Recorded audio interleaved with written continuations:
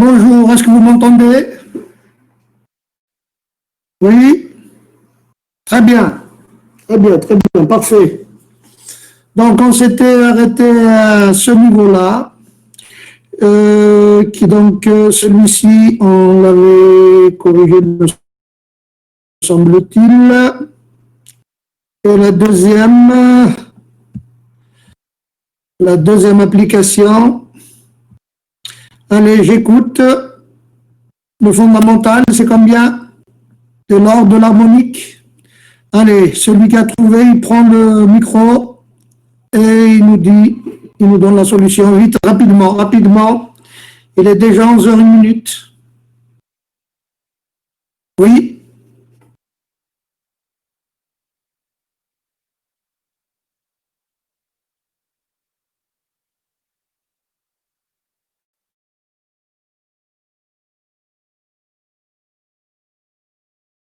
ah,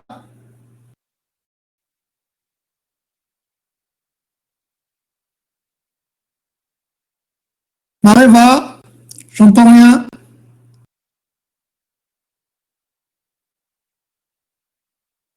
Mareva, j'entends rien.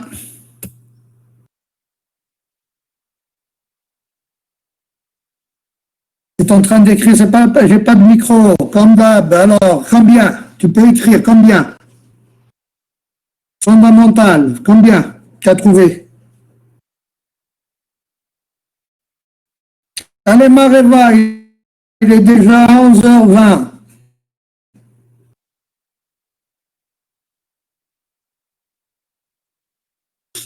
Et les autres, pareil, il n'y a pas quelqu'un qui sait. Bon, elle n'a toujours pas de micro, elle va copier la réponse de Clémence. C'est bien Clémence.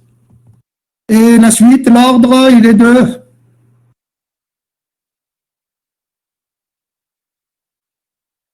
Allez, Clément, combien?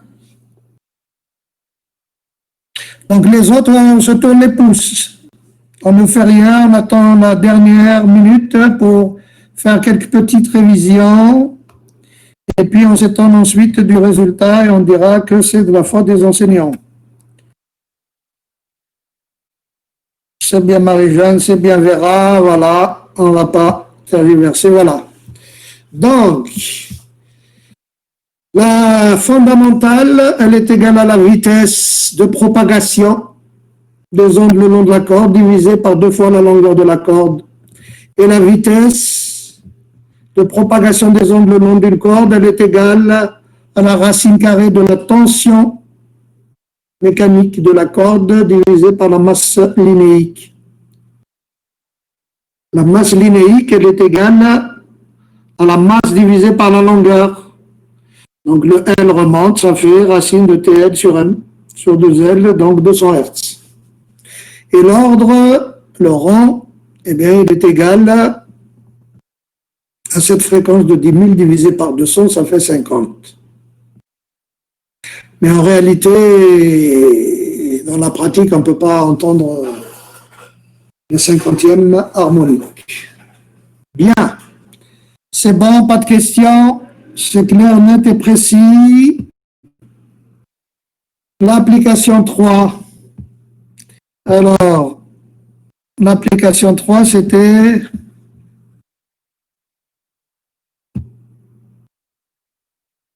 on excite une corde de 90 cm, donc la longueur c'est 90, la masse c'est 60, d'où la masse linéique, ça fait 70 moins 3 sur 0,9 mètres.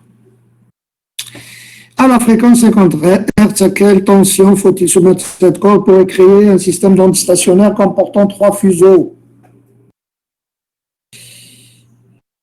Alors, Mareva, tu n'as pas de micro, mais tu peux toujours nous dire, pardon, système d'onde stationnaire comportant 3 fuseaux. 3 fuseaux, ça veut dire, ça signifie quoi? 3 fuseaux. Mareva.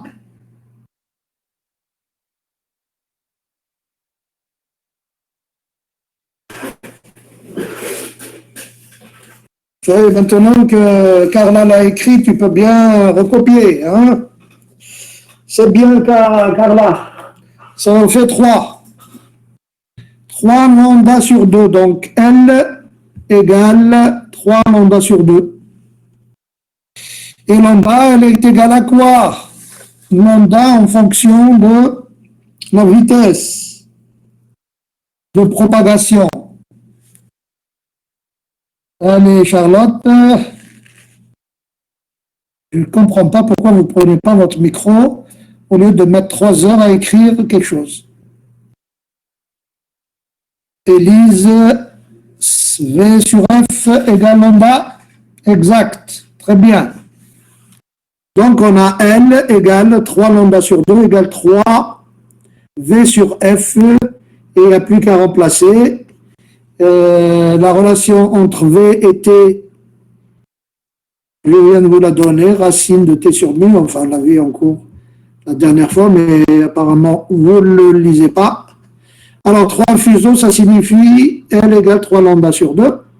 3 fuseaux, on a dit que le nombre de fuseaux indique le rang, RANG. Et comme un fuseau, c'est lambda sur 2, n'est-ce pas Nadia, hier ou avant-hier, je ne sais plus le président, c'était la semaine dernière, plutôt, on est lundi, il me semble, oui. Donc voilà, donc c'est ça. Et donc T, ça fait 60 newtons. Si je prends comme F le 50 Hz, il correspond au 3e mode. Sinon, je peux aussi penser que le 50 c'est le fondamental et donc, comme c'est précis, ça fait ça. T égale 60. Newton, bien sûr. Qui a trouvé ça? Il y a quelqu'un qui a trouvé? Charlotte, elle écrit. Moi, oui, c'est bien. Et les autres, rien à signaler. OK. Clément, c'est bien. Ensuite, donc, en conclusion, lorsqu'une perturbation entretenue donne naissance à des ondes qui se réfléchissent sur un obstacle, eh bien, ces ondes réfléchies, puisqu'elles sont réfléchies, donc elles reviennent dans l'autre sens, elles peuvent donc croiser des ondes incidentes et se superposer entre elles, et donc il va s'établir un système d'ondes stationnaires. Et bien sûr, chaque mode de vibration est caractérisé par une fréquence bien précise. Et puis, puisque chaque mode est caractérisé par une fréquence bien précise, eh bien, on va parler de fréquence propre du système ou de fréquence de résonance. Non, c'est pas normal. Je te l'ai envoyé normalement, non? Les figures, si tu ne l'as pas, tu la notes. Tu écris, tu as un stylo et une feuille, tu notes, ne me fais pas perdre de temps à me dire, moi, j'ai pas ceci, j'ai pas cela. J'espère que vous avez sous les yeux, vous avez téléchargé la partie acoustique. Si c'est pour dire la même chose que Audrey, c'est pas la peine à dire de perdre ton temps. Alors, oui, quoi? Les ondes stationnaires, quand vous mettez oui, oui à quoi? Les ondes stationnaires sont déterminées par des conditions particulières qui doivent être satisfaites aux limites du système. C'est ce qu'on appelle les conditions aux limites. Donc, Nadia étant la dernière avec Audrey, donc toutes les deux, donnez-moi les conditions aux limites d'une corde fixée à ses extrémités. Je vous écoute au lieu de m'écrire. Vous n'allez pas encore vous cacher derrière, je n'ai pas de micro. Prenez votre micro. Je vous écoute. Allez, Audrey, Nadia. Conditions limites d'une corde fixée à ses deux extrémités.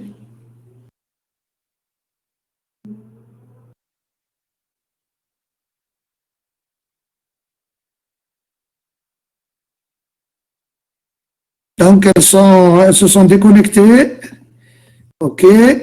Et les autres qui sont encore connectés?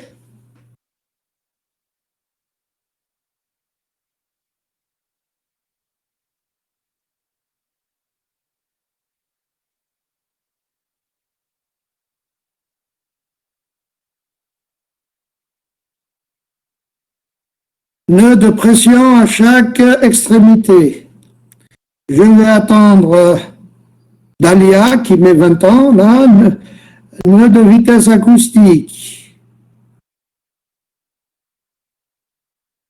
nœud de vibration, nœud de vibration, plusieurs utilisateurs. Tu reviens sur ta DC, sur ta vitesse acoustique U constante. Allez, bien. Alors, Johan et Charlotte, d'abord Johan. Vitesse acoustique constante. C'est faux. Ensuite, Charlotte, la toute première. Je commence par le premier, le dernier. Alors, le ventre de vitesse. C'est ça que tu as dit. C'est faux. Donc, Charlotte, pourtant, j'ai attiré votre attention. Il n'y a pas de pression dans une corde.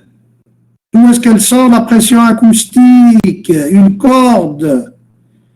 Une corde, c'est un solide, c'est pas de l'air. Pour parler de pression. Donc, Dalia a raison, nœud de vibration, je veux dire nœud de vitesse, Clément, mais Jeanne a raison. Voilà. Et c'est pas analogue à un tube ouvert. Quand on pose une question, Maxime, on répond à la question. La question était quelles sont les conditions aux limites d'une corde fixée à ces deux extrémités. Donc, c'est bien. Donc, nœud de vibration, c'est parfait. Et donc, contrairement aux ondes progressives, on a vu que les ondes stationnaires ne se propagent pas et donc ne transportent pas d'énergie. C'est pour ça qu'on dit stationnaire. Et cette absence de transport par une onde d'énergie, par une onde stationnaire, elle peut s'expliquer par le fait que les ondes aller et retour, constituant cette onde, eh bien, transportent chacune la même quantité d'énergie, mais dans des directions opposées. D'où, au final, zéro. Bien. Qui a traité cet exercice? Donc, qui m'avait dit encore, il faut que je remonte.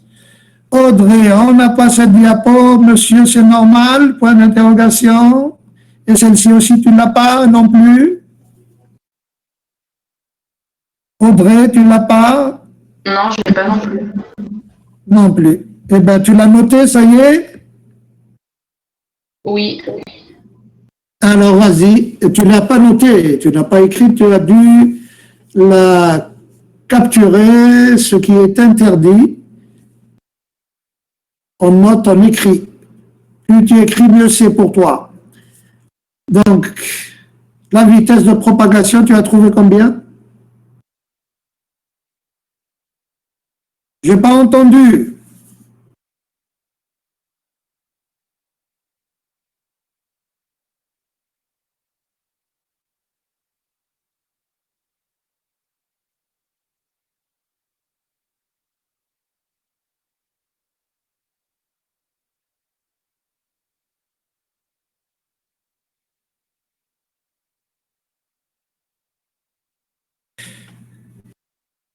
C'est Audrey qui devait nous donner, elle n'a pas fait, elle n'a pas trouvé.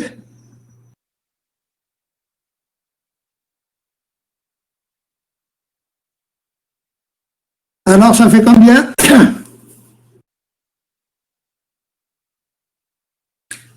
Encore 2 minutes.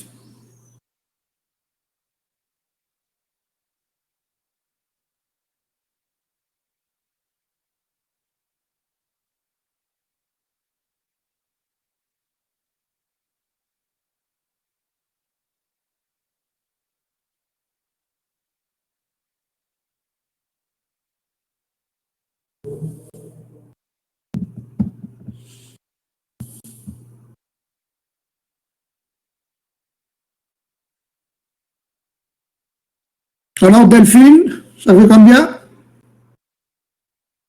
Allez, vas-y, Carla. Carla, si tu as la, combien? 120?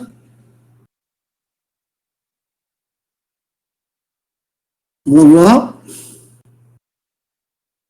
120 quoi? Pourquoi tu mets point d'interrogation? Tu n'es pas sûr de toi? Tu n'as pas de micro aussi, Carla? Décidément, on n'avait pas du tout de micro tous. Monsieur, j'ai un micro. Comment? J'ai trouvé 120 mètres par seconde, mais je ne sais pas si c'est juste. Et comment as-tu fait pour trouver 120 secondes? 120 mètres par seconde? J'ai fait L est égal à C sur F et j'ai pris, enfin, du coup, C est égal à F fois L. Fois L. La longueur de la corde. Donc, la vitesse, c'est la fréquence fois la longueur d'une corde. Ah non, c'est fois la longueur d'onde. Bon. Bah, sinon, je ne sais pas. Bénédicte, elle dit que c'est lambda fois F. Oui, bah, c'est ce que j'ai dit. Du coup, Tu as dit L, tu as dit la longueur, L fois F.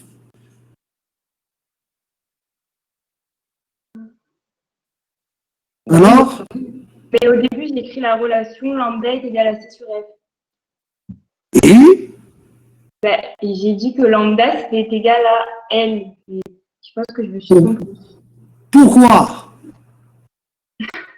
Aie confiance en toi, aie confiance en toi. Maintenant, pose-toi la question, pourquoi tu as été amené à écrire lambda égale L? L, c'est la longueur de la corde. Oui. Je sais pas. Et si, réfléchis, c'est écrit, c'est écrit. C'est écrit. L'exercice commence par ça. Oui, je sais, j'ai lu. Non, tu l'as pas lu cette idée, je ne sais plus. Non, mais je sais pourquoi j'ai fait ça, mais je sais pas si c'est juste du coup. Mais il faut que tu saches. Hélène, elle donne du 240.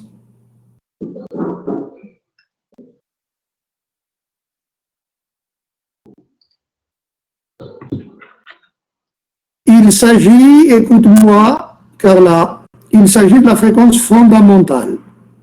Si c'est la fréquence fondamentale, à la fréquence fondamentale, on a juste la fondamentale, c'est le rang 1.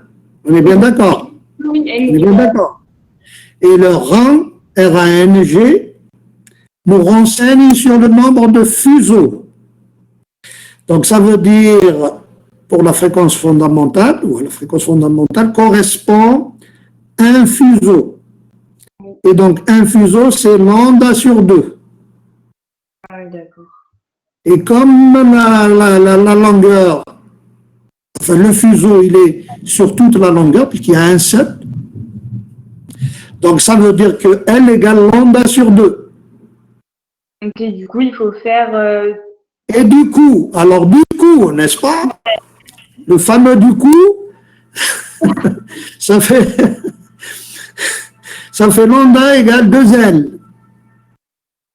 Oui. Et d'où? Donc c'est 2L fois la fréquence. Et ça fait? Ça fait 240 secondes. 240, Mètres par seconde. voilà, 0,6 fois 200 fois 2. Oui. Ensuite, les fréquences des harmoniques de rang 2 et de rang 3, ça c'est fastoche. Rang 2, ça fait combien? Allez-y, je vous écoute, il n'y a pas que Carla, tout le monde. Marie-Jeanne, 400. Donc toi aussi, tu n'as pas de micro, Marie-Jeanne. Ok, c'est bien. Et le rang 3, Bénédicte, ah bon, c'est 800. Marie-Jeanne, c'est 600. C'est 600. Bien sûr, 3 fois 2, 6. 2 fois 2, 100, ça fait 400. Là, c'est 3 fois 200, ça fait 600. Et non pas 800. Comment varient ces fréquences lorsque on augmente la tension de la corde? Alors, si vous augmentez la tension de la corde, qu'est-ce qui se passe pour la fréquence?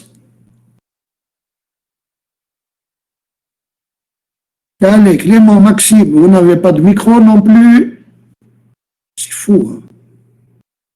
Elle augmente, elle augmente. Augmente. Et vous pouvez le prouver. Clément, Maxime, Bénédicte, vous pouvez le prouver. Audrey aussi.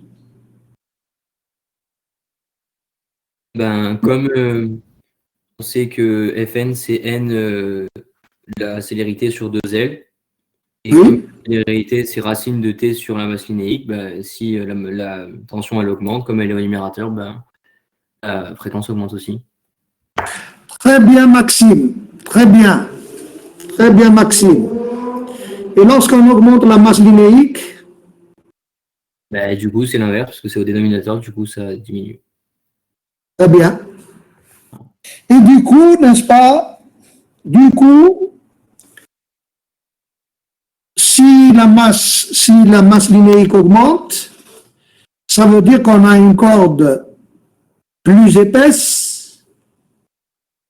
Et comme lorsque la masse linéique augmente, tu viens de dire que la fréquence diminue. Donc, pour les cordes épaisses, ça sera pour jouer les graves. Par exemple, sur une guitare, la corde la plus fine, c'est celle qui va donner le son le plus aigu, puisque la fréquence augmente. Inversement à la masse. Et la plus grosse, eh bien, elle donnera les sons graves. Voilà, pour ceux qui font de la musique et qui jouent de la guitare. Oui, mais Clément, on va pas dire plus courte, parce que sur une guitare, les cordes sont de même dimension. Voilà, pour ceux qui étaient en train de rêvasser,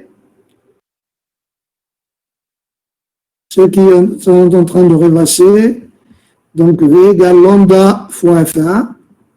Lambda égale 2L parce que à la fréquence fondamentale, il y a un seul fuseau. Donc L égale lambda sur 2, d'où lambda égale 2L. Ça nous fait ça. Et voilà. Et comme disait donc, Maxime, comme F égale V sur 2L,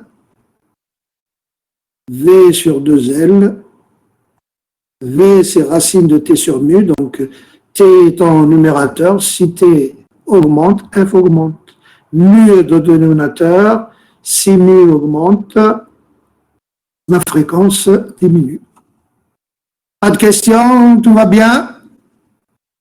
Le moins pour ceux qui sont là, non pas juste allumé, pas de questions, je passe à la suite. Alors, comme je ne sais pas si les TP, on ne va pas normalement, puisque apparemment mes autres collègues vont faire des TP à distance. Bon. Je ne sais pas, vous allez mesurer, donc évaluer votre audition à distance. Par exemple, oui, pourquoi pas.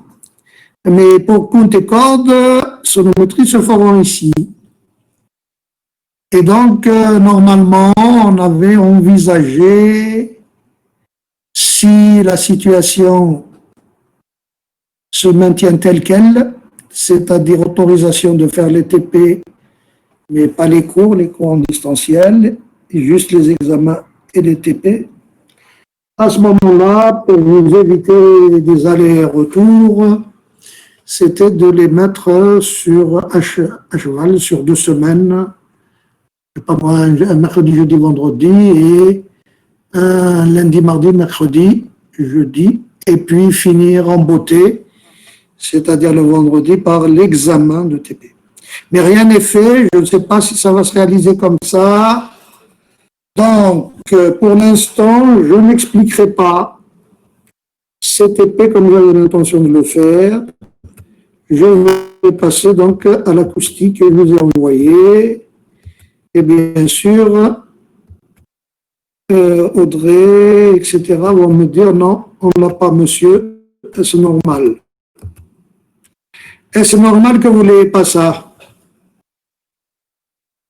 C'est bon? Ceux qui ne l'avaient pas, ils l'ont maintenant? Carla est là, Johan est là, donc ça va. Oula, tout le monde là, c'est bien. Alors, bien, on a fait la première partie de ce cours d'acoustique. On l'a consacré à l'aspect ondulatoire du son. Donc, le son, c'est une onde. Mais cette onde, quand elle se propage, elle transporte de l'énergie. Donc, on va voir maintenant l'aspect énergétique du son. Alors, l'énergie qui est transportée, elle va être de deux types, de type, on va dire, oui. De l'énergie sous forme d'énergie cinétique et d'énergie potentielle.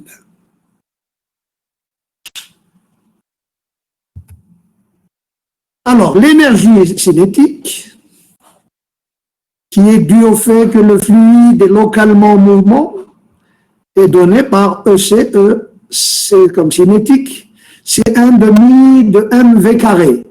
Mais V, c'est la masse volumique fois le volume. Et U étant la vitesse acoustique. Donc, notez bien, U, vitesse acoustique, V0, volume du fluide, ρ0, masse volumique. Donc, ρ fois V, c'est une masse, donc on retrouve bien, d'un point de vue dimensionnel, donc au niveau des unités, c'est pareil. Ensuite, l'autre type d'énergie, c'est de l'énergie potentielle. Cette énergie potentielle, elle représente le travail des forces de pression nécessaires pour amener les molécules d'air ou de fluide, d'une manière générale, de leur état initial, caractérisé par la masse volumique ρ0 et la pression acoustique nulle, à leur état final, ρ et P, pression acoustique. Donc l'énergie potentielle va s'écrire intégrale de moins P dV. Puisque si vous rajoutez la surface, ça va vous donner une force, et vous divisez ici par une surface, ça va vous donner quelque chose linéaire dx, f dx. Et par définition, on a vu que qui est le coefficient de compressibilité isotropique ou adiabatique, réversible, pour des transformations thermodynamiques adiabatiques réversibles, il était égal, alors on l'a vu, moins 1 sur V0 dV sur dP. Et attention, le D ici, c'est la différentielle, c'est un opérateur mathématique. Donc vous ne pouvez pas vous amuser à le simplifier à un DD. dV, ça veut dire que c'est un volume infini. dV, c'est un volume infinitésimal, un tout petit volume, et dP, c'est une toute petite pression acoustique. Et donc dV, ce V0 il monte, le moins il va avec, et le dP il va avec, ça nous fait dV moins qui est V0 dP. Donc je remplace ici dV par ça. Donc ça me fait ce moins avec ce moins, ça va faire plus. Et donc, qui est V0, c'est des constantes, je peux les sortir de l'intégrale, ça fait l'intégrale de P dP. Et l'intégrale de x dx, c'est x au carré sur 2. D'où l'énergie potentielle est égale à qui est V0 P carré sur 2. Ou 1 demi de qui est V0 P carré. Sachant que la célérité au carré est égale à 1 sur O qui est, donc je peux remplacer ce qui est, qui monte, si je mets C carré, ça fait 1 sur ρ qui est remonte ici, et le C carré descend là. Donc ce qui fait que qui est égale 1 sur ρ 0 C carré, et je le remplace 1 sur ρ 0 C carré. Donc l'énergie potentielle va s'écrire 1 demi de V0 sur ρ 0 C carré fois P carré. Jusque-là, tout va bien.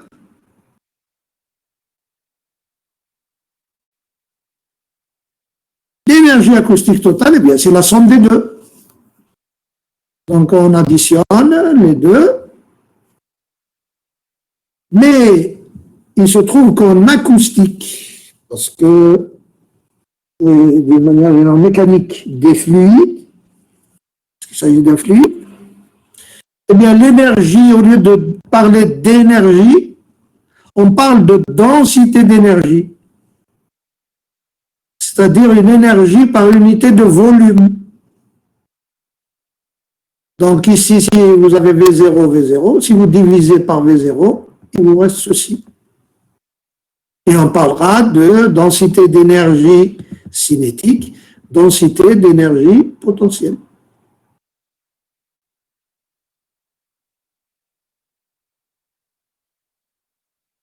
C'est tout. En mécanique des solides, on préfère écrire sous cette forme, et même pas avec des pressions, bien sûr, avec des forces.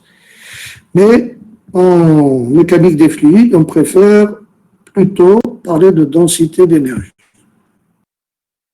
Bien. Il faut vous accrocher. Hein.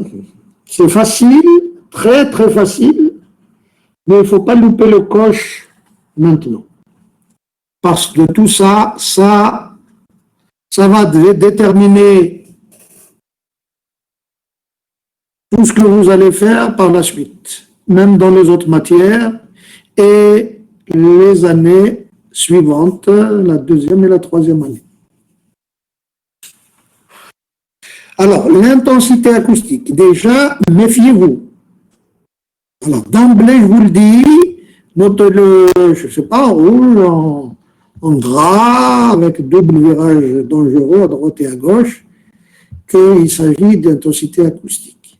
Ce n'est pas parce que vous entendez intensité que vous allez penser à l'intensité du courant électrique. Ça n'a rien à voir. L'intensité du courant électrique, c'est en ampères. Et là, on n'est pas en électricité, on est en acoustique. L'acoustique, c'est une branche de la mécanique. Donc, ça n'a rien à voir avec l'intensité électrique. De plus, l'intensité acoustique, c'est une grandeur énergétique. Alors que l'intensité du courant électrique, c'est une grandeur de champ. CHAMP. Donc, attention. Donc, l'énergie acoustique, c'est la quantité d'énergie par unité de temps et par unité de surface. Cherchons l'intensité donc acoustique, c'est un vecteur. Vous voyez, il y a une petite flèche dessus. Et l'intensité acoustique instantanée, c'est le produit de la pression acoustique fois la vitesse acoustique. La vitesse acoustique étant un vecteur, la pression acoustique étant un scalaire, scalaire fois vecteur, donc c'est un vecteur, et on obtient donc un vecteur. Donc, comme noté ici, c'est une grandeur donc vectorielle, elle est orientée suivant l'axe source-récepteur. Et son unité, c'est les watts par mètre carré. Parce que là, c'est écrit énergie. Je vous ai dit énergie par unité de surface, par unité de temps. Déjà, l'énergie par unité de temps, ça s'appelle la puissance. Et donc, l'intensité acoustique, finalement, c'est la puissance par unité de surface. D'où l'unité watt par mètre carré, watt mètre moins 2. Alors, dans la pratique, on ne va pas utiliser l'intensité acoustique instantanée, mais plutôt l'intensité acoustique efficace, c'est-à-dire la valeur RMS. RMS. R, la racine, M, la moyenne, 1 sur T intégrale de 0 à T, et T. Square, donc le S carré, I, indice I au carré. Voilà. Ce qui nous donne, et c'est ça qu'il faut connaître sur le bout de la langue, sur le bout des doigts,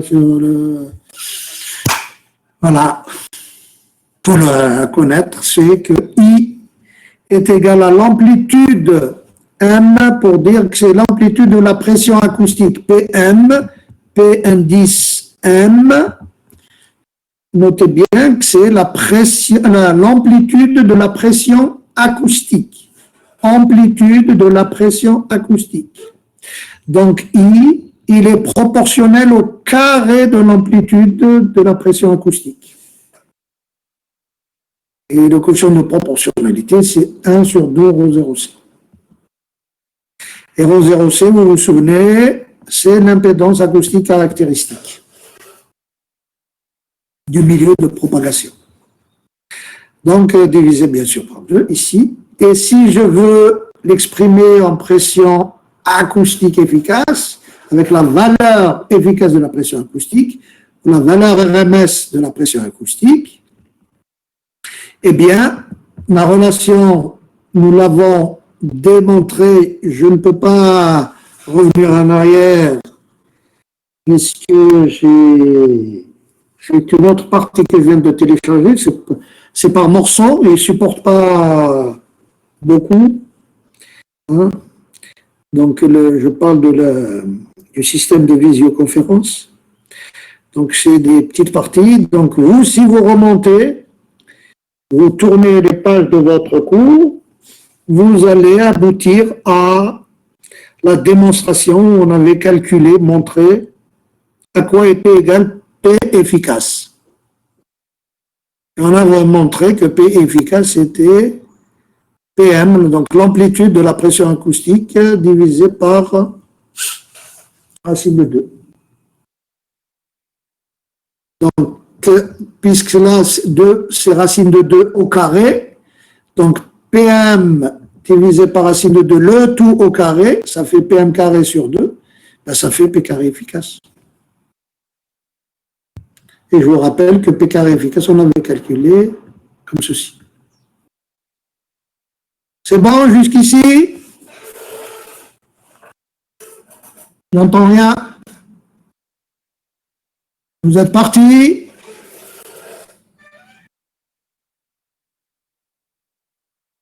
Jusqu'ici, tout va bien. Jusqu'ici, tout va bien. Alors, dans le cas du monde plane progressive, eh bien, on va écrire que I, c'est P efficace fois U efficace.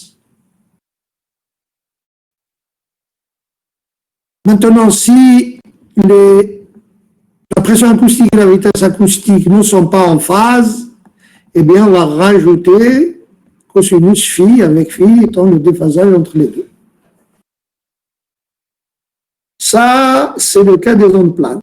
Dans le cas des ondes sphériques, ondes planes progressives, là, pour les ondes sphériques, au lieu de dire, comme je l'ai déjà dit précédemment, dans la partie aspect ondulatoire du son, je vous ai dit que divergente, progressive, Quand il s'agit d'ondes sphériques, on va dire divergentes.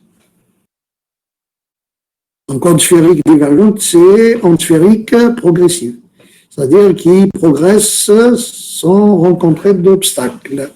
Mais on ne dit pas progressive, on dit divergente pour les ondes sphériques. Eh bien, on garde les mêmes résultats. Tout ce qui est écrit pour les ondes planes progressives est valable.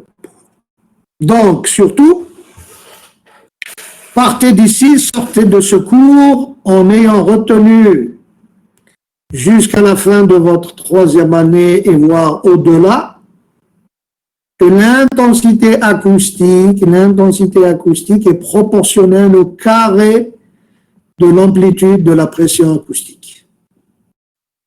Ou bien l'intensité acoustique est proportionnelle à la valeur efficace de la pression acoustique.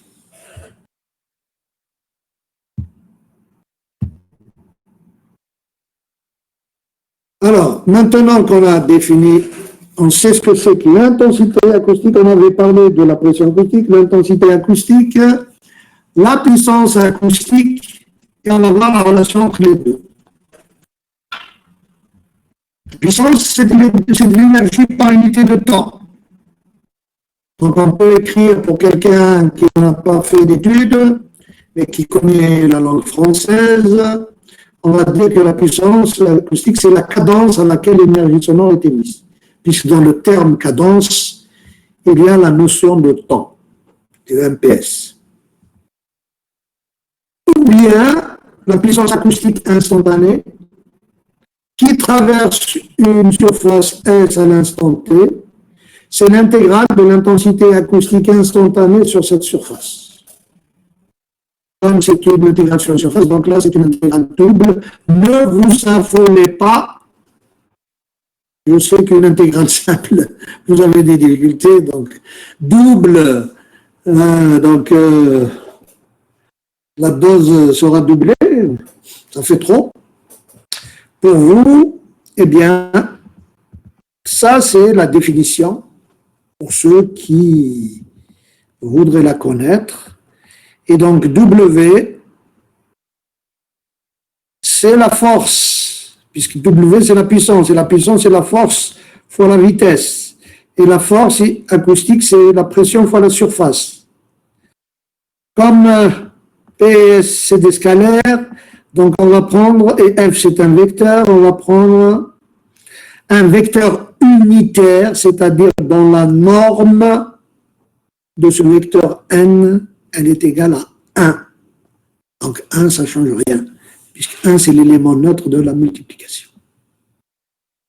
Donc ça fait P fois U, ça fait P fois S, pardon, ça fait IN fois S avec I, indice NN comme normal, c'est-à-dire perpendiculaire à la surface. Et tout ça, ce n'est pas important. Ce qui est important, c'est juste ça. Cette définition, pour ceux qui n'ont pas eu la chance comme vous d'aller à l'université, mais qui parlent et comprennent bien le français. Donc, cadence à laquelle l'énergie sonore est émise, son unité est en watts. Mais dans la pratique, comme pour l'intensité acoustique, dans la pratique, on va prendre la valeur RMS, la valeur efficace de la puissance acoustique instantanée. Et donc, on va la noter W. Alors, dès à présent, je la note W non pas parce que son unité est en watts, c'est pas pour ça. Je la note W parce que si je mets P à la langue, même si je mets un P majuscule, vous allez confondre avec la pression acoustique. Puisque puissance et pression commencent par la même lettre, P. Donc, on va la noter, si vous voulez bien, W. Mais quand c'est écrit ici, W de ce côté, ça ne veut pas dire c'est watts. Hein. Son unité, c'est des watts, mais W représente la puissance acoustique. Et donc, c'est l'intensité acoustique fois la surface. Et on verra qu'il faudra peut-être rajouter quelque chose parce que les sources sonores ne sont pas forcément directives, omnidirectionnelles.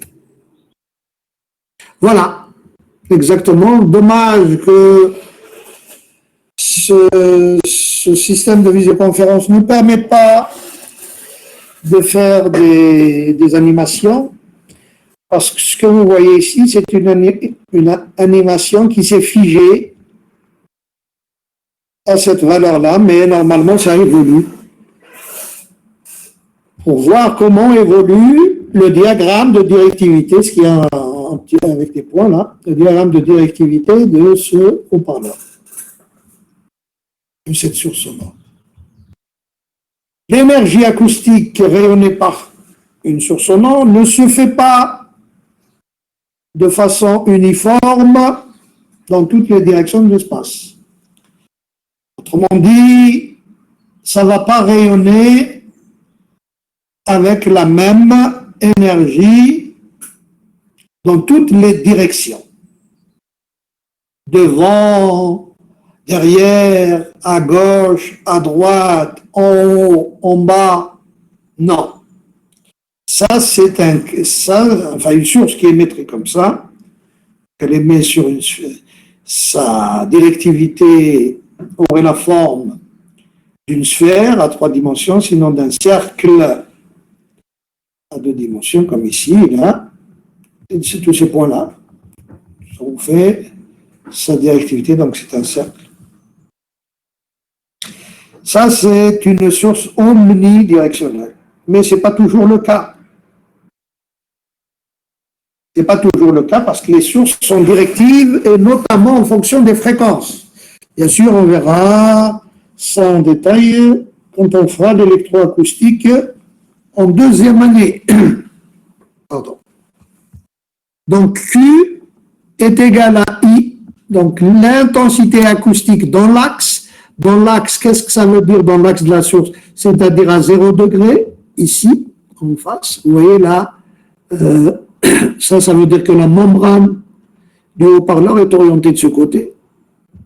Et ça, c'est le dos de l'enceinte acoustique. Pardon. Donc, en face, dans l'axe, ça veut dire 0 degré. Rapporter cette énergie acoustique dans l'axe, rapportée à l'énergie acoustique moyenne, c'est-à-dire l'énergie acoustique qui est due à des ondes qui proviendraient de toutes les directions.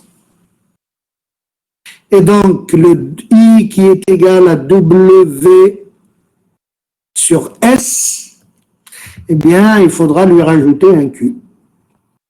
Et avec ici, c'est une sphère, donc la surface d'une sphère, c'est 4 pi r carré. Est-ce que quelqu'un peut me donner le volume d'une sphère? Oui, j'ai pas entendu. Quelqu'un a branché son micro? Audrey n'a toujours pas de micro. Bizarre, le blizzard. Ça marche, hein? Ah oui, bonjour.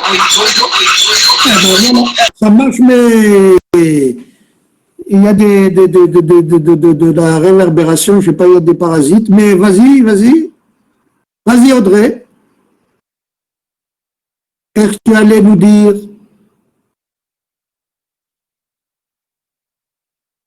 Rien? Ça fait comme la dernière fois. Tu penses que je me souviens de la dernière fois? Un 4/3 de pi r au cube. C'est bien. C'est bien. Donc, pour ceux qui dorment là, ou qui sont allés grignoter, ce qui est mauvais pour la santé, eh bien, sachez qu'on est en train de parler de la surface ici de la sphère et que la question que j'ai posée, c'est sur le volume. Et Bénédicte, Audrey et Clément ont répondu correctement 4/3 de pi R3. Voilà, c'est bien. Donc, celle-ci aussi, il faut l'avoir dans votre sacoche. Enfin, dans sa sacoche, non, dans la tête. c'est-à-dire la caboche, la tête, le cerveau. D'accord? Parce qu'il est interdit de copier. Donc, si vous la sacoche, vous n'allez pas pouvoir la retirer. Donc, sortez, partez d'ici en ayant retenu que I est égal à P, à l'amplitude de au carré de l'amplitude de la pression acoustique divisé par 2ρ C,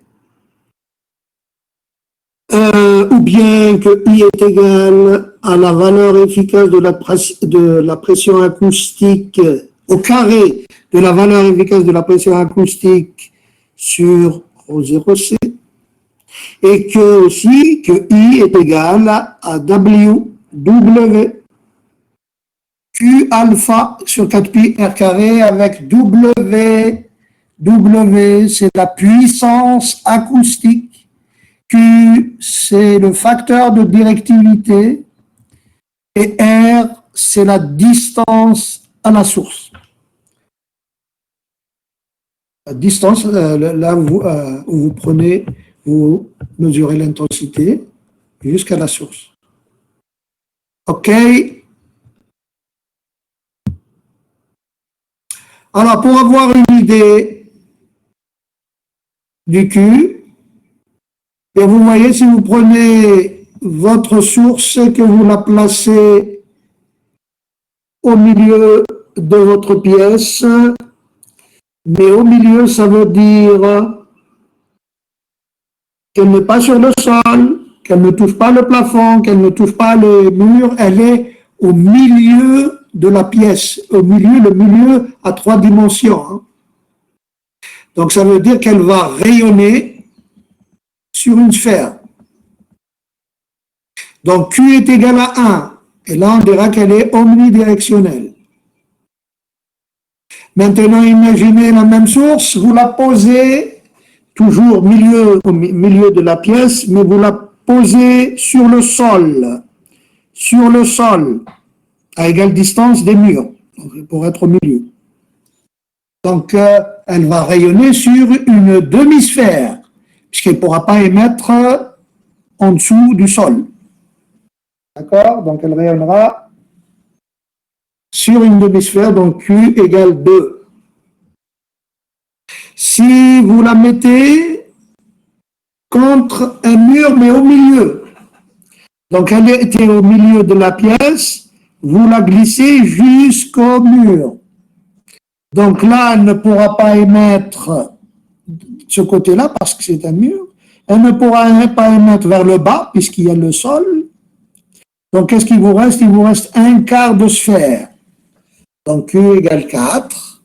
Et enfin, si vous la mettez dans un coin de la pièce, eh bien, vous avez ce mur-là qui ne lui permet pas de rayonner de ce côté, celui-ci pareil, et le sol pareil.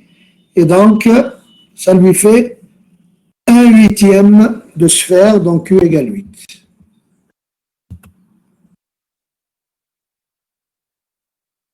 Et pour vous donner une idée, donc, quand je vous disais que les sources, vous ne l'avez pas, ne soyez pas étonnés, c'est normal, je ne vous l'ai pas donné. J'ai dit, par une source ne se fait pas uniformément dans toutes les directions de l'espace. Et je vous ai dit, ça dépend aussi de la fréquence. Et pareil, donc, ça que vous n'avez pas, et ce n'est pas la peine de la piquer, eh bien, vous avez, en fonction de la fréquence, soit elle est omnidirectionnelle ou pas. Alors, allez-y. Complétez ce tableau avec ce que vous savez. Ça, c'est ce que vous savez déjà dans la partie aspect ondulatoire du son, et là, ce que vous venez d'apprendre. Qui a fini?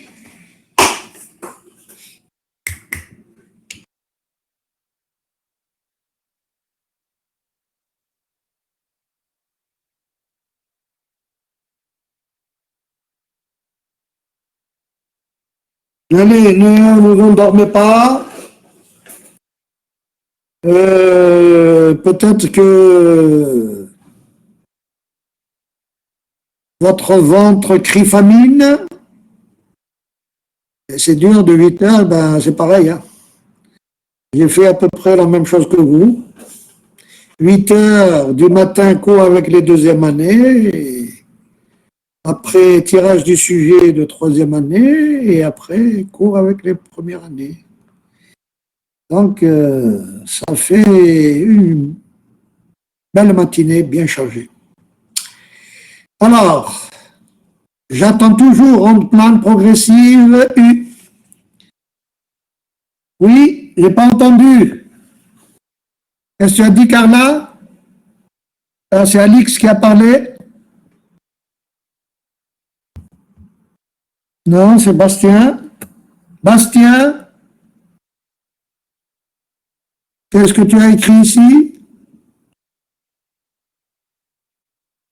Bastien, il n'est plus là. Il est parti. Et Baptiste, est-ce qu'il est encore là?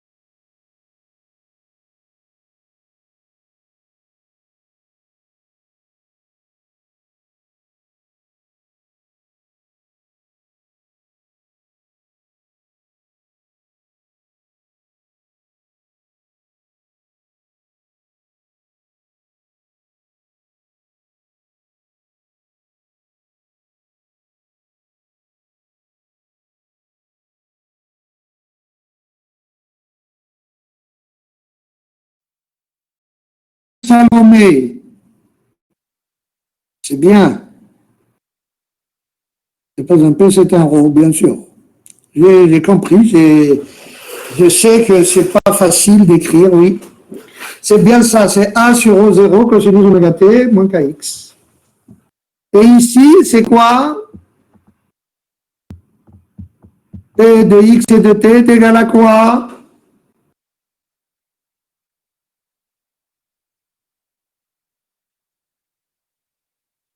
Bon, 3 heures, allez. Ça se voit que vous ne travaillez pas assez chez vous. Hein. Ça fait A cos oméga t fois cos kx. Très bien, Soumaya, merci. Merci, Soumaya. Alors, le déphasage ici, il est nul et ici. Entre P et U. U.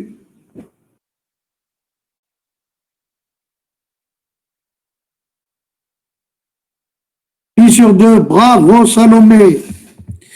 Et donc, l'intensité acoustique ici, elle vaut quoi? L'intensité acoustique, on vient de la voir un instant. PF carré sur rho 0C. P carré efficace sur 0, c'est bien. Et ici, puisque c'est P fois U, l'intensité acoustique. Mais la valeur efficace, on a dit qu'on prenait. Et là, comme le déphasage, c'est pi sur 2, donc, comme I, c'est P fois U, donc, on a 0. Cosinus phi, I égale pi sur 2, donc cosinus 0, c'est, voilà. L'énergie d'impédance acoustique spécifique,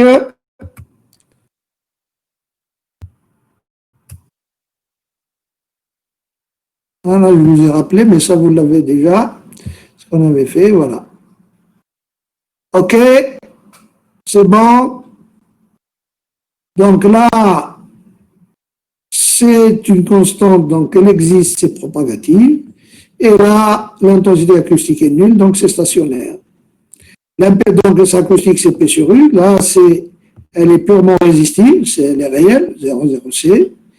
Et là, c'est J0,0C cotangente KX.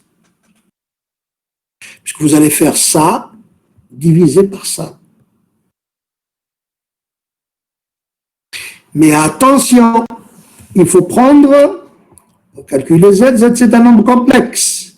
Donc il faut prendre l'expression complexe, donc P de x égale petit a exponentielle de oméga t cosinus kx, et là, U de x égale A en 0 c cosinus exponentielle J oméga t moins pi sur 2, cosinus kx moins pi sur 2. Vous voyez que les exponentielles vont s'en aller, l'exponentielle moins j pi sur 2 qui est au dénominateur, exponentielle moins j pi sur 2 c'est moins j, elle remonte au numérateur, ça devient plus j. Et ça c'est sinus kx, donc cos sur sinus c'est cotangente. Voilà comment on arrive au résultat.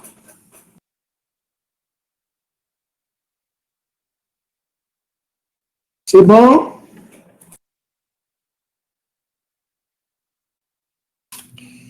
C'est bon, Yacine?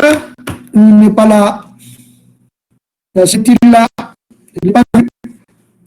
On est absent. Et Rafik aussi. Maxime, il est vu. Clémence, ok. Quentin est-il là? Carla, bon. Elle est là, Carla.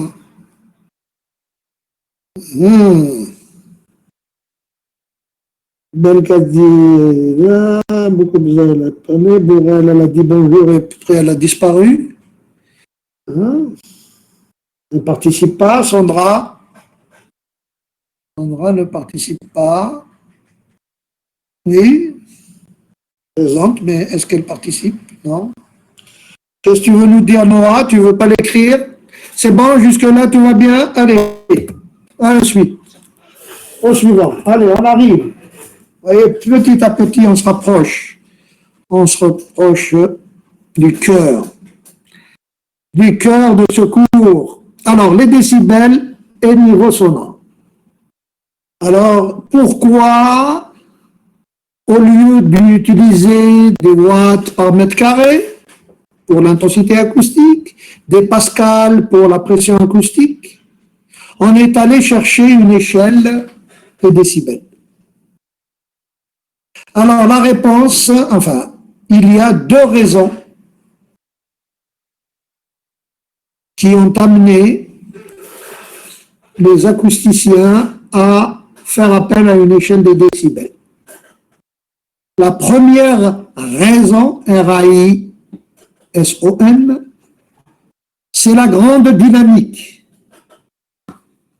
La grande dynamique, que ce soit en intensité ou en pression acoustique, entre la valeur de l'intensité acoustique la plus faible perceptible par un jeune normand-entendant et l'intensité acoustique la plus élevée qui va engendrer une douleur au niveau de l'oreille d'un jeune normand-entendant. Et idem si on l'exprime en Pascal. Donc, vous voyez, on passe de 10-12 à 1 watt par mètre carré. 10-12 à 1, ce qui fait un saut de combien? Il faut multiplier par combien pour passer de là à là? Qu'est-ce que tu as dit, Sandra? Je n'ai pas entendu.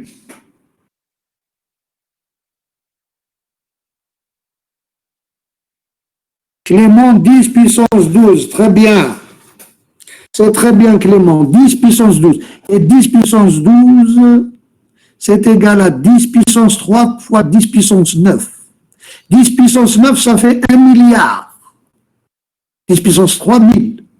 Donc, pour passer d'une intensité sonore la plus faible perceptible jusqu'à celle qui va provoquer une douleur, voire même un traumatisme, dépend de la fragilité des oreilles. Eh bien, et puis du temps surtout, de la durée et de la fréquence. d'un son de 1 watt par mètre carré. Eh bien, entre celui-là et celui-là, pour passer de là à là, il faut 1000 milliards de fois. Et donc, vous voyez, c'est que si vous deviez représenter l'intensité acoustique sur une échelle, donc sur un graphique, il va vous falloir un papier qui va aller de Montpellier à Pékin, ou peut-être au-delà. Pékin, c'est la capitale de la République populaire de Chine. Et Montpellier, c'est la capitale de l'Hérault. Enfin, c'est le chef-lieu du département de l'Hérault. La pression acoustique, si on raisonne en termes de pression acoustique, c'est de 20 10-6 à 20. De 20 10-6 à 20, ça fait combien? 10 puissance 6, Chloé, très bien. Donc 10 puissance 6, 1 million, pour passer de là à là. Et c'est pareil, si vous devez représenter là sur un papier, pareil. Ça, c'est la première raison. Donc la première raison, c'est la grande dynamique. Entre là, la plus faible et la plus élevée. Il peut exister beaucoup plus élevé que ça, hein. Mais ça correspond, on admet que ça correspond au seuil de douleur à 1 kHz. Ensuite, la deuxième raison, elle est psychoacoustique. Et psychoacoustique, parce qu'on a montré en psychoacoustique que la sensation auditive, elle varie de façon logarithmique avec le stimulus.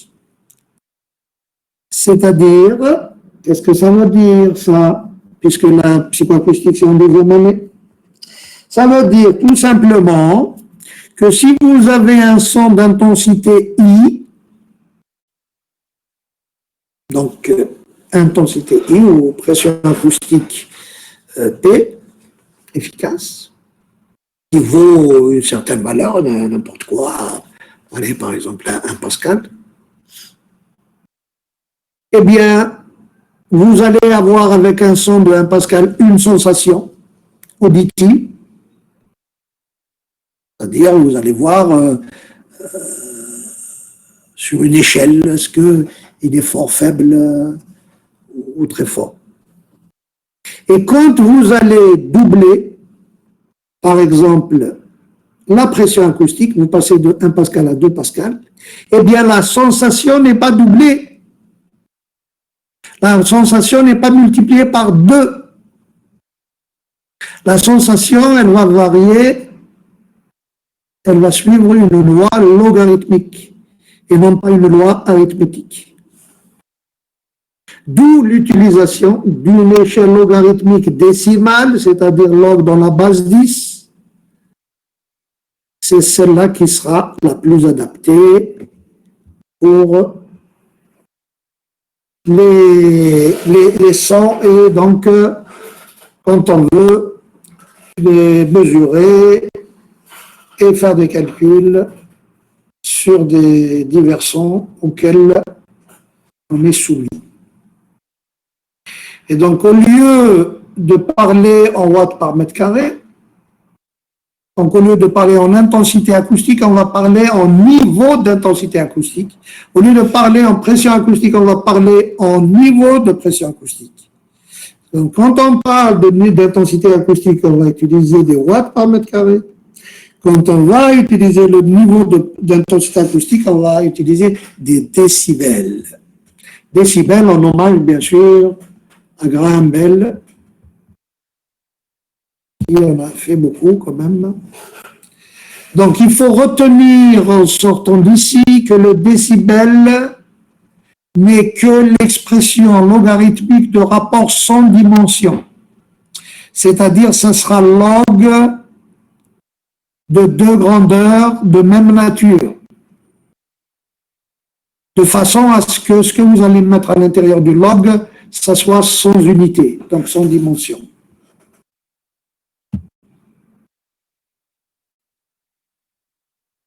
Donc, on va commencer par les niveaux, donc selon le niveau d'intensité sonore. Par définition, donc il faut connaître les définitions. L'un, le niveau d'intensité I. Niveau, bon, il y a ceux qui le mettent N en français. Là, level, qui est niveau, le L, voilà devient le L. C'est le niveau en anglais.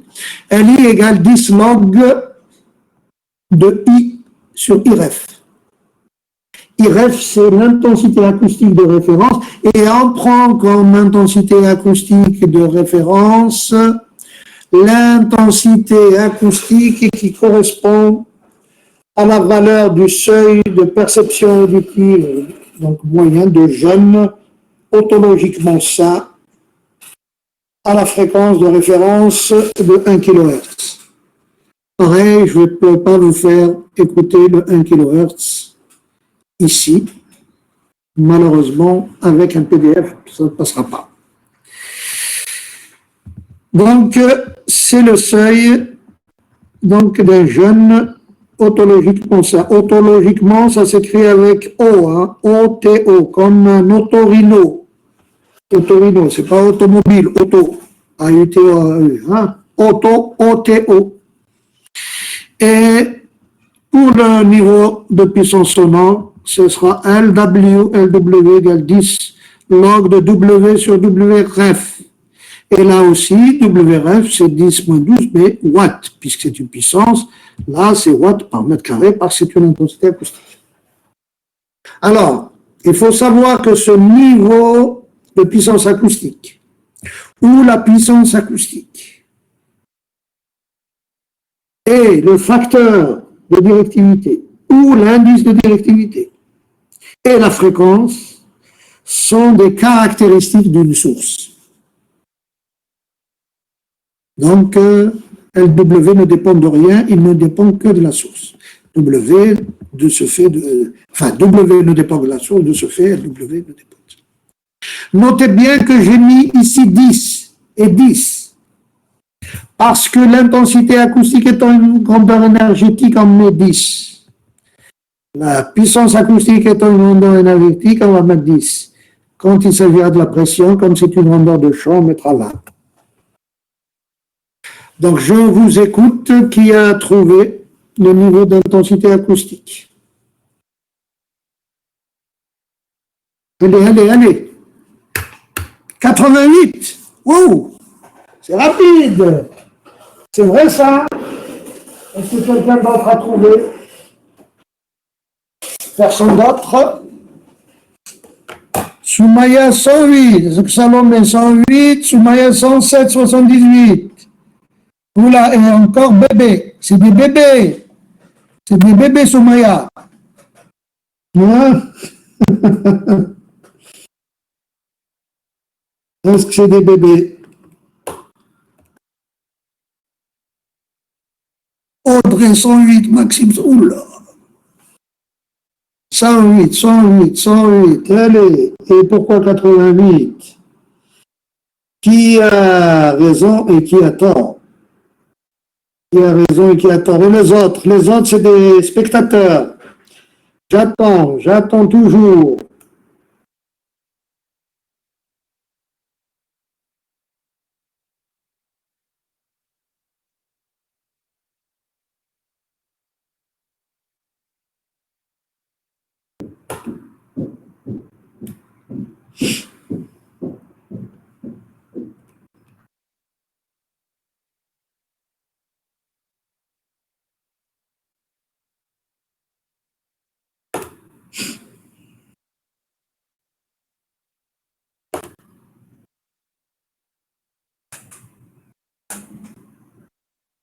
« 108 aussi?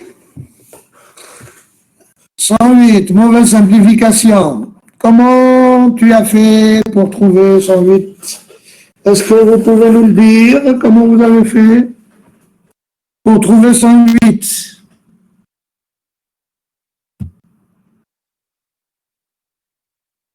La formule? Oui? Et la formule, elle donne ça? Alors, pour les autres qui sont en train de rêver, vous écrivez 10 sur votre calculatrice. Allez-y. Tout le monde a sorti sa calculatrice. 10 fois log décimale, hein. 260 fois 10 moins 3, parce que c'est des milliwatts. 60, 10 moins 3, divisé par 10 moins 12. Déjà, vous voyez bien que le 10 moins 12, si vous le remontez, avec le plus 3, moins 12, moins 3, monsieur Salomé, hein, c'est moins 3. Donc, le moins 12, il remonte, ça fait plus 12. Plus 12 moins 3, ça fait 9. Donc, c'est le log de 60, 10 log de 60 fois 10 à la puissance 9. Ça fait donc, il y avait quelqu'un qui l'avait écrit avec précision, 107, 78. C'est quoi DSL là? Hein? Tu confonds avec l'audioprothèse là, la méthode DSL pour les enfants? Oui. Voilà, donc celle qui est exacte, Clément, 10 log 60, 10 moins 3, divisé par 10 moins 12, ce qui fait à peu près 108. Et il y a aussi Bénédicte qui l'a correctement écrite. Voilà. Bien, cherchons une relation entre le niveau de puissance acoustique et l'intensité. Par définition, LW égale 10 log de W sur WRF. Or, W, c'est quoi W? Quelle est la relation entre W et I? Allez, Noah. Entre W et I, quelle est la relation entre W, la puissance acoustique, et l'intensité acoustique?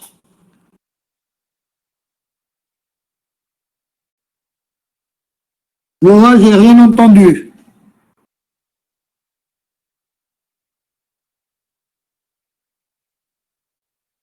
I égale W sur la surface. Donc W égale IS. C'est Bénédicte, c'est pas... Je pensais que c'était Noah. Oui, sauf que on ne sait pas si la source est omnidirectionnelle, donc il faudra rajouter Q. Si elle est omnidirectionnelle, on prendra Q égale 1. Alors, elle se transforme en quoi? I égale WQ sur S. Et donc, c'est bien, Amélie. Moi, j'ai demandé W en fonction de I. Donc, W égale...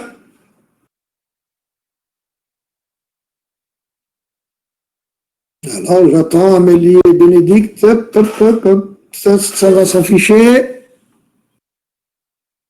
W égale IS sur Q, IS sur Q, IS sur Q. OK. Donc, I, S sur Q. S vaut 4 pi R carré sur Q. Voilà. Donc, ça, tout ça, I fois 4 pi R carré, c'est IS. Hein, S, c'est 4 pi R carré, divisé par Q. Et le WRF, je le remets, je le garde.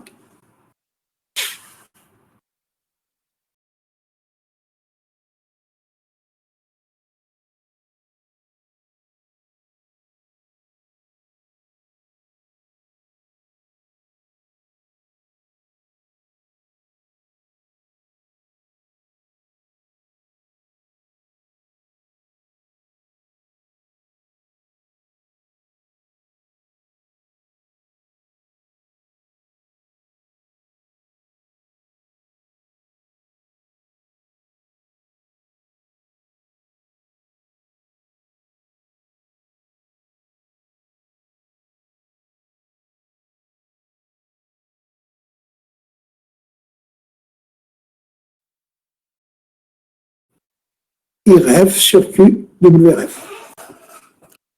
J'exploite la propriété du logarithme qui dit que log de A fois B, c'est log de A plus log de B. Donc le I sur IRF, c'est mon A. Je le sors, ça fait 10 log de I sur IRF, plus 10 log de ce qui reste. C'est tout ça.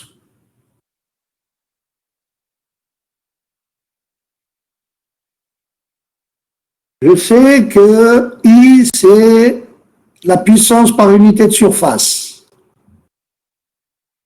Donc, W sur IRF, je le pose égal à R carré avec R, F égale 1 mètre. Donc, celui qui nous fait ça, c'est LI.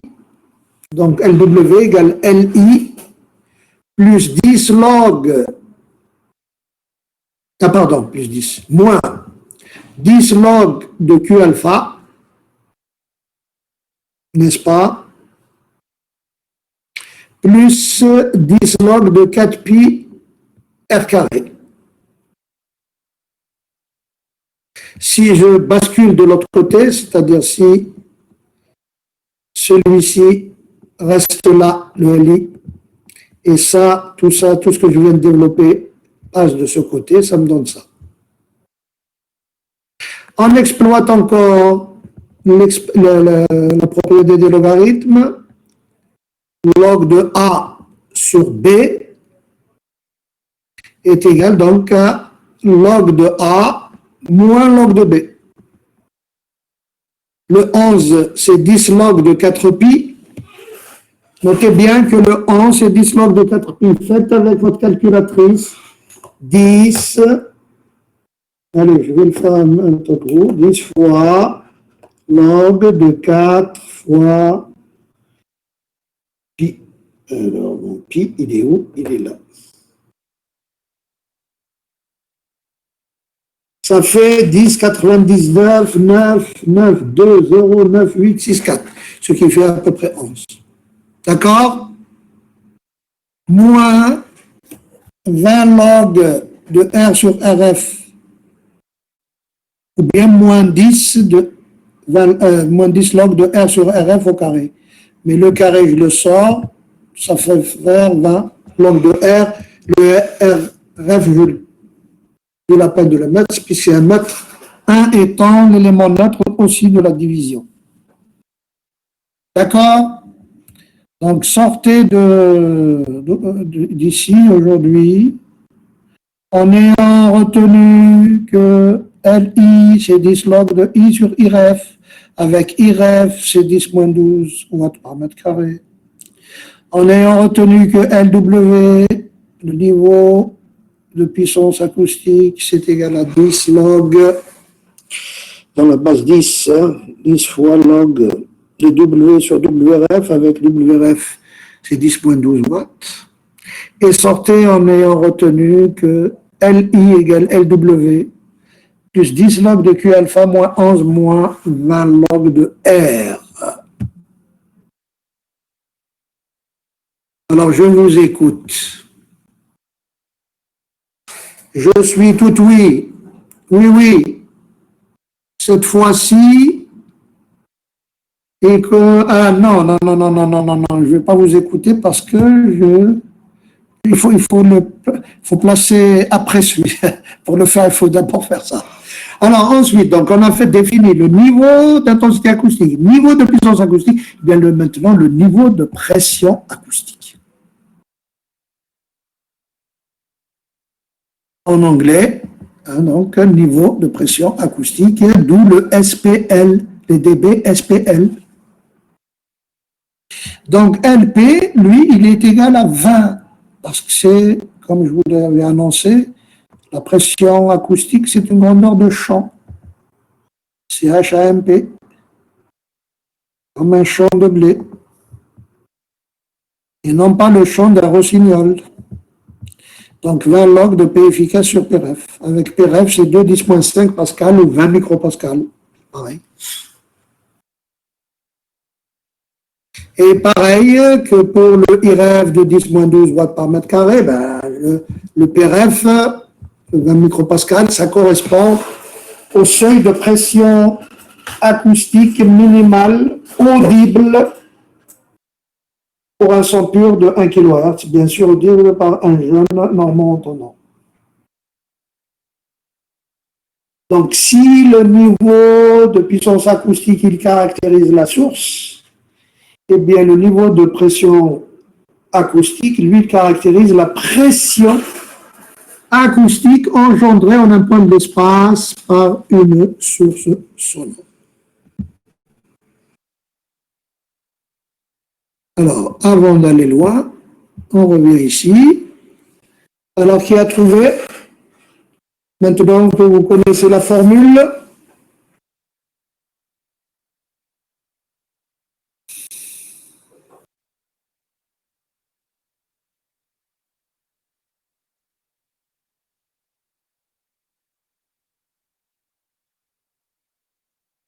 Agathe de la Noix, elle est absente.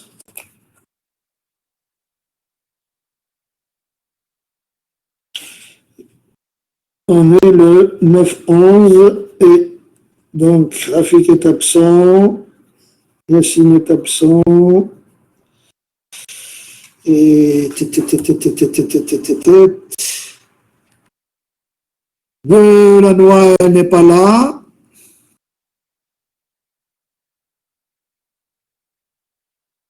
C'est pas la peine de l'appeler, hein. Elle n'est pas là, il n'y a pas le feu. Elbaz, elle est là. Fargette, elle est là. Vinlog, Amélie, Vinlog. Ouh! D'où est-ce que tu nous sors le 10 000, oh, 101 325. D'où ça sort? Amélie.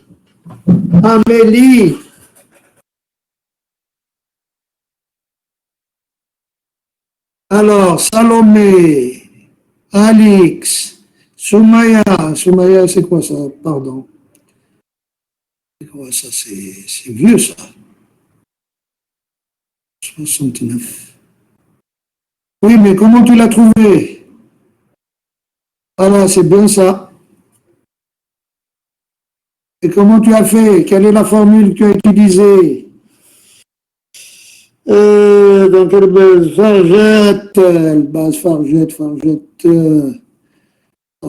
on ne sait pas si elle est vraiment là. Elle est là. Aya aussi, on ne sait pas si elle est vraiment là. Elle est connectée, mais est-ce qu'elle suit? Mais elle ne participe pas. Foucard, c'est bon. Garcia Bastien, Élise ne participe pas, mais elle est là. Charlotte, c'est bon. Laura Gorliki, oui. Marie-Va, c'est bon. Johan, tu es parti ou tu es toujours là? Oui.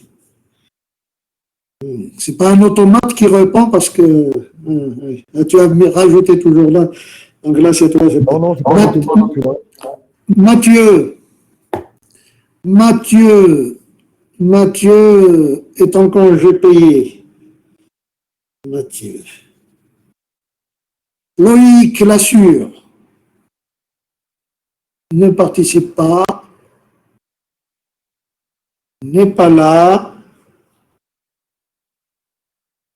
Je me trompe. Oh là là, c'est Chloé, elle est là. On va la mettre absente. On va la porter absente, Chloé. Même elle participe. Mélisande, Maundo. Oui. Monsini. Pierre Monsini. Pourquoi on ne t'entend pas? Clément, il est là. Vera, elle est là. Dalia, elle était là, mais je ne sais pas, peut-être qu'elle est partie depuis. Morgue. Oui.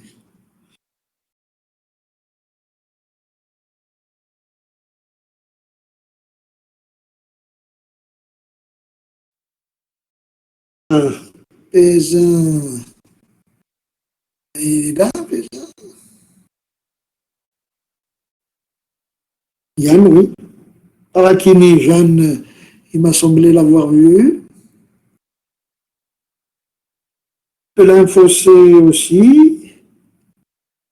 Ok aussi, participé. Rémi Delphine a participé une fois, et puis elle est partie. Elle est toujours là. Mathieu Roland. J'ai toujours pas La formule pour vos camarades. On va vous la dire pour les autres. Hein. C'est 20 log de 60 10 moins 3 divisé par 2 10 moins 5. Ferme la parenthèse. Et ensuite, la même question avec l'amplitude. Où est le piège? Où est le piège ici?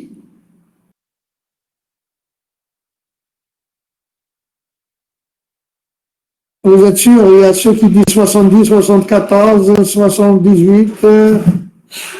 Où est le piège?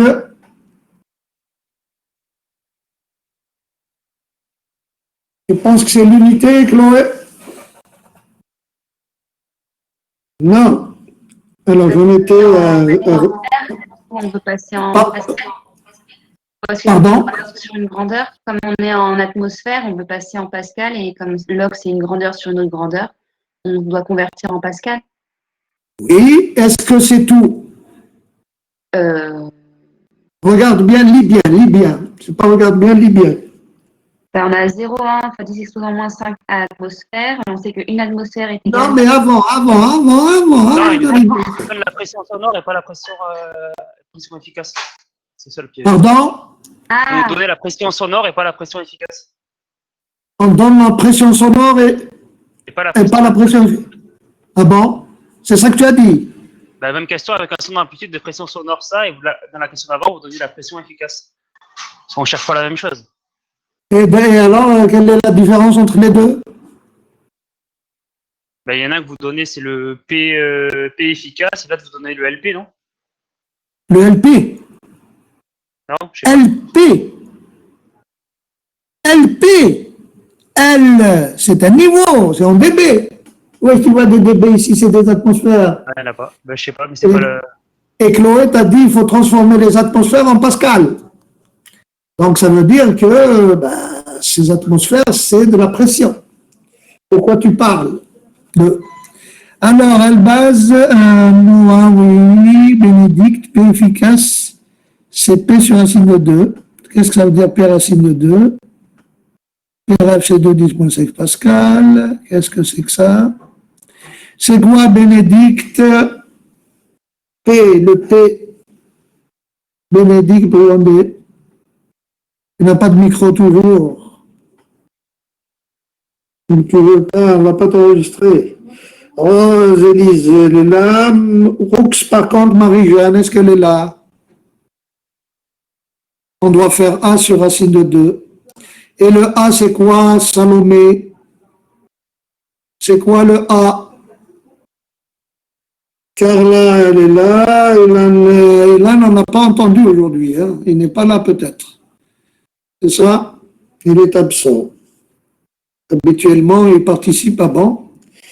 Tu es parti manger, maintenant tu es revenu, bon appétit. Baptiste, il me semble l'avoir vu, et je ne suis pas sûr, oui. Et Éloi, on n'a pas entendu du tout. Ouais. Alors, tu m'as toujours pas dit, ah oui, bon, tu l'as écrit, pardon, amplitude. Donc, voilà.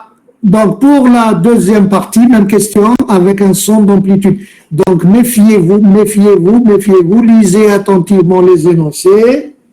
Là, il est indiqué qu'il s'agit de pression efficace, donc là, il n'y a rien à dire. Mais là, c'est l'amplitude de la pression. Et entre l'amplitude et la pression efficace, il y a une histoire de racine de 2. C'est-à-dire que la pression efficace est égale à l'amplitude divisée par racine de 2. Et donc l'amplitude est égale à racine de 2 fois la pression efficace. Donc cherchez, à partir de ça, cherchez la pression efficace. Donc vous allez écrire le 0,1 10-5 atmosphère que vous allez transformer en Pascal grâce à ça, divisé par racine de 2, le tout divisé par 2, 10-5, le tout, le résultat, il faut prendre le log, multiplié par 20. Voilà. Eh bien, bon appétit, merci de votre attention et à la prochaine fois, je ne sais plus si c'est un vendredi. C'est ça, je ne sais pas. Je ne sais plus, je vais regarder quand même. C'est quand la prochaine. Monsieur, Comment? ma Wi-Fi en fait elle s'est arrêtée. Enfin, j'ai eu un problème de connexion et du coup j'ai pas eu la correction du coup. Ta connexion est arrêtée. C'est normal, elle s'est arrêtée parce il est midi 36, 37. Non, c'est mon Donc c'est frère. pour ça que c'est peut-être passé, non?